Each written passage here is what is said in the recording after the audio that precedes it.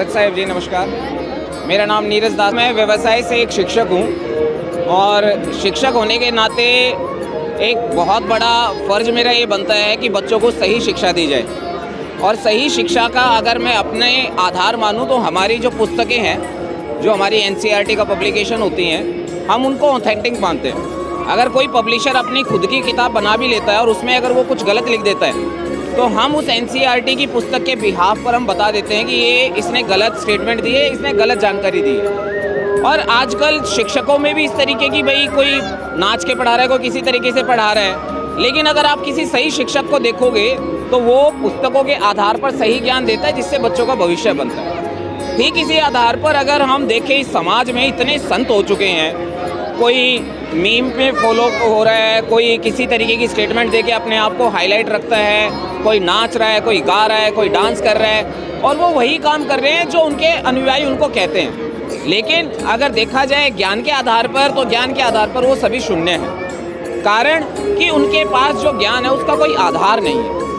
उनके अगर अनुयायी कहते हैं कि भाई हम हनुमान जी की भक्ति कर ले तो कहते हैं हाँ जी हनुमान जी की कर लो। कोई कहता है शिव जी की भक्ति कर लो तो हाँ जी शिव जी की भक्ति कर लो। कोई ऐसे भी संत है जो कहते हैं 15-20 मंत्र रखे हैं, उठा लो आपकी मन मर्जी का, जो करना है वो कर लो। लेकिन जो सही संत है वो संत पुस्तकों के आधार पर, जो हमारी धार्मिक पुस्तकें हैं, धार्मिक पुस्तक का मतलब ये नहीं है कि हिंदू धर्म या मुस्लिम धर्म या किसी स्पेसिफिक धर्म की बात हो। सभी धर्मों की पुस्तकें केवल और केवल एक ही परमात्मा के बारे में जानकारी देती हैं। अब ऐसा कोई संत मिलना बड़ा ही मुश्किल है जो इन सभी धर्म ग्रंथों के आधार पर भक्ति दे रही हो। और इस समय एकमात्र अगर कोई संत हमें इस दिशा निर्देश के साथ अगर दिखते हैं वो केवल संत रामपाल जी महाराज है। कारण है इसका कि संत रामपाल जी महाराज के अपने कोई भी शब्द नहीं है, संत रामपाल जी महाराज का अपना कोई भी ज्ञान नहीं है।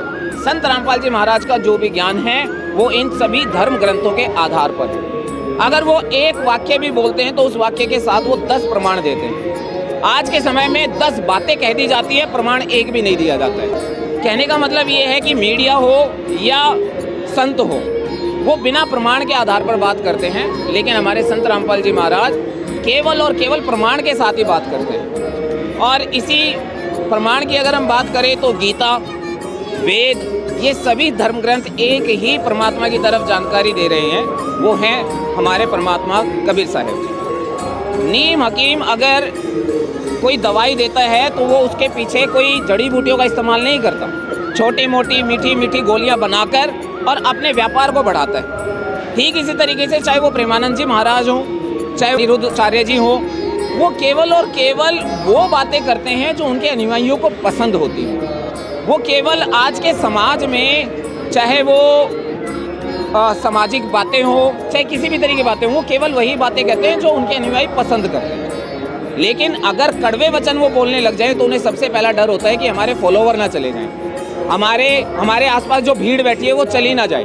क्योंकि सच वो भी जानते हैं कि परमात्मा तो केवल एक ही है, सच वो भी जानते हैं कि संत तो केवल एक ही है। जो प्रमाणों के आधार पर ज्ञान दे रहे हैं वो संत रामपाल जी महाराज है, लेकिन उनसे वो सत्य एक्सेप्ट नहीं हो पा रहे हैं। एक्सेप्ट करेंगे तो फॉलोवर चले जाएंगे, फॉलोवर चले जाएंगे तो सारी चीज़ें बदल जाएंगी।